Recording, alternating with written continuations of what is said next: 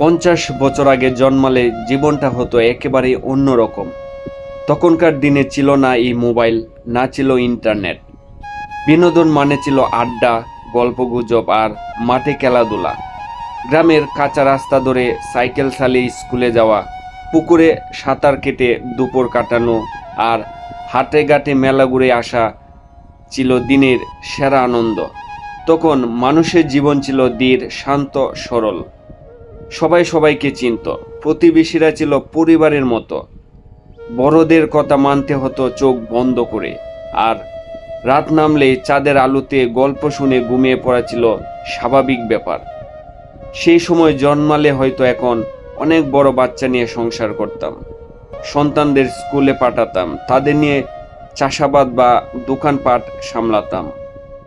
আধুনিক ব্যস্ততা দৌড়ে না গিয়ে হয়তো অনেক বেশি সময় পেতাম পরিবার আর প্রকৃতির সঙ্গে কাটানোর জন্য।